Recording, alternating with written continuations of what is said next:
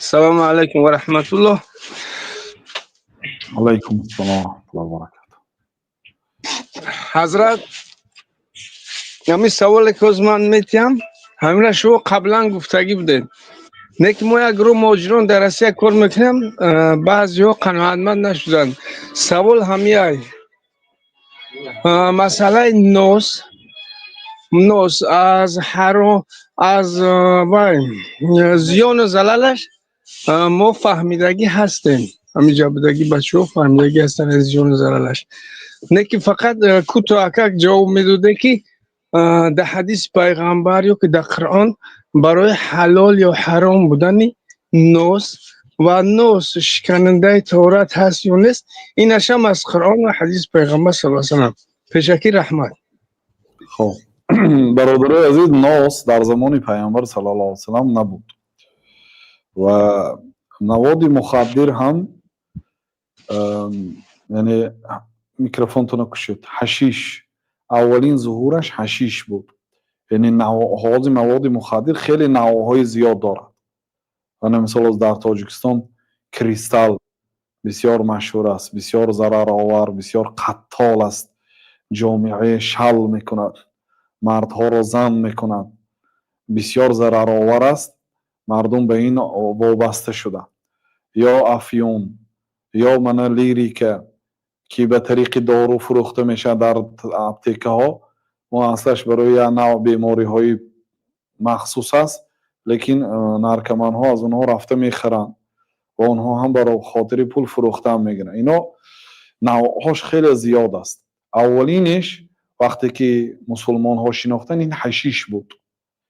حشیش وقتی که چنگیز خان و مغول ها به دیار مسلمان ها هجوم کرد، بار اول به دیار مسلمان ها در آمد. این تقریبا سالهای بعد 600 هجری، یعنی 600 سال اول اسلام مسلمان ها مواد مخدر را نمیدانستند، فقط عرق را میدانستند، مای را میدانستند، یعنی وینا را. مثلا من پیو، کنیاک، این چیزا شاید بهتر برآمد، نامهای گوناگون، لیکن همش در زیر کلمه خمر داخل میشه. یعنی که شما میگوید که ناس از قرآن و سنت دلیل بیار. خود کلمه ناس کتی نیست برای چی؟ برای آن که این چیز نبود، لیکن شریعت یک کلمه های را میگذارد که همه چیز را در بر میگیرد. بنابراین الله تعالی به ما وقتی که خمر را حرام کرد، نه عرق را. خمر خیلی که حضرت عمر گفتن که کل ما خامر العقل، هر چیزی که عقل را میپوشد. تمام انواع مواد مخدر عقل را اگرچه به پرگی نپوشیدم تیره میکند، خیره میکند، سست میکند. عقل را از وظیفه خودش یا پرده میبود، خواه اون پرده غفص است، خواه اون پرده تنوک است، همون خمر است. خمر همین روی مالی که زنها به سراشون میبردن خیمار است در لغت عرب. خیمار برای اینکه به سر را میپوشوند. خمر هر چیزی که عقل را میپوشوند. بنابراین تمام انواع مواد مخدر هم در زیر کلمه خمر میدراید. اگرچه این چیزها در زمان پیامبر صلی الله علیه و سلم نبود.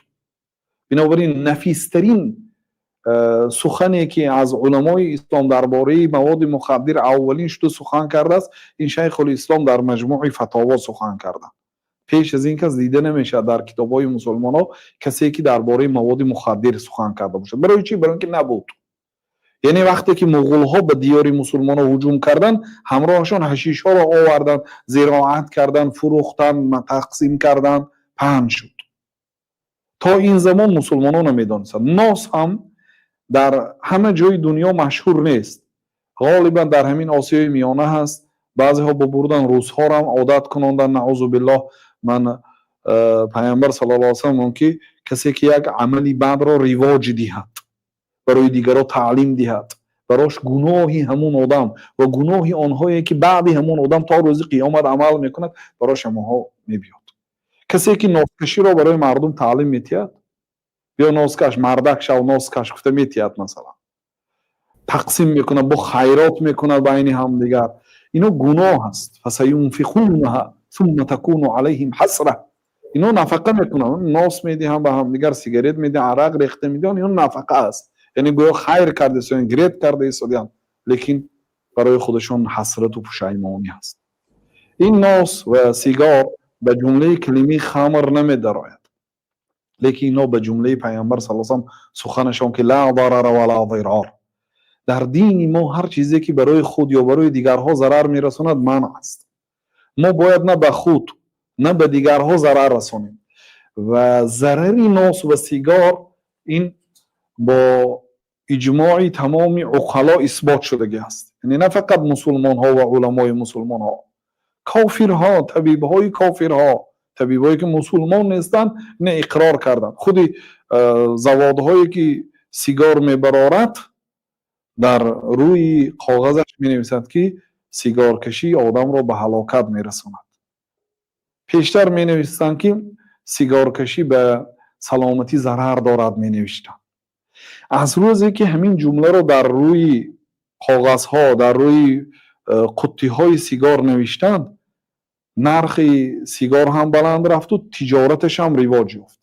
بعد اینا حاضر بینید سیگار به هلاکت می رساند می نویسند. یعنی ضرر دارد ننویسند، پیشتر به سلامتی شما ضرر دارد می نویسند. حاضر گفتن که به هلاکت می رساند. طبیعت آدمی گاه همی خیلی است که چیزی که نکن گویید همون کردنیش می بیاد. اینو فهمیدن، برای همین خیلی می نویسند. یعنی با اجماع عقلا، با اجماع آدم های به عقل سیگارت و نوش ضرر دارد. مادامی که ضرر دارد، شریعت هر چیزی ضرر آور را منع کرده است. شریعت نمیخواهد که به شما ضرر رسد. شما اگر نوش کشید برای خودتان ضرر است. در ترکیبش یک بار آموزید آهک دارد. شما آهک گیرید به آب پرتایید یک بار چی میشد؟ برای همین برادر این کارها ضرر دارد، اینو ترک کنید. این حرام است. همین قدر کفایتی هست برای سیگار و نوش. بعضی آدما نوشتن که 50 سال نوش میکشم ضررش ندیدم. حالا ضررش بعد میبینید اگر ندیده.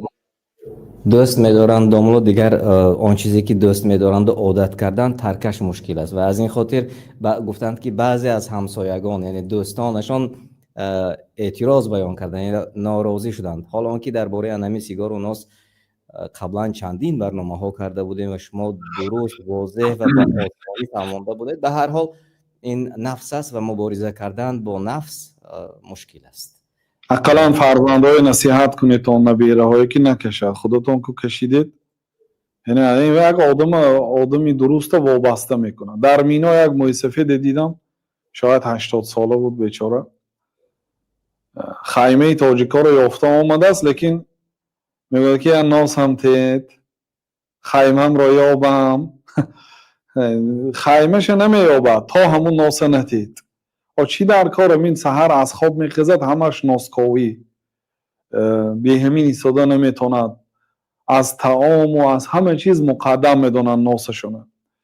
آخه چی در کار؟ نفسی که نفسی درست از طبیعتی تازه هست، همین وظیفه وابسته کرده از یک چیز، خودتون غلام یک چیز کرده، برآمده نمیتونید، ترک کرده نمیتونید، بی همون چیکار کرده نمیتونید. کجا روید بیچاره ناسکش آخر ناس کفته میگرده. واقعا به اینها رحم کردن. اگر چخیلی که حضرت عیسی گفتن ارحموا اهل البلاء، بیچاره گفتیم با اون کس چی نکند، ارحموا با اهل بلا رحم کنید.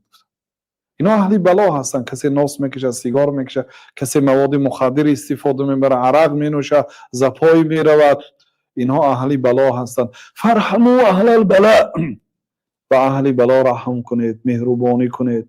واحمد الله علی العافیه، با آن که شما از اهل بلا نیستید حمد گویید. نه اهل بلا تنقیدی سختی مسخره نکنید، ناسکش و سیگارت کش، با اونها رحم کنید. اونها واقعا بیچاره هستن. الله تعالی نجات دهد. برادر را ترک کنید. بعد مسئله طهارت کنیم یا نه طهارت را نمیشکند، اون مسئله بعد در کار نمیشه. شما ترک کنید تمام اخیر. چی نکار بعد طهارت را میشکند یا نمیشکند، همین یک عمر مسئله که تمام عاقبه خودش نمیاد، مسئله سر حسابی خودش نمیاد. یا داملا میشکند میگه، یا داملا نمیشکند میگه، 10 تا آدمی جاهل سپار کرده میگردن. ترک کنید ناس آخر. بله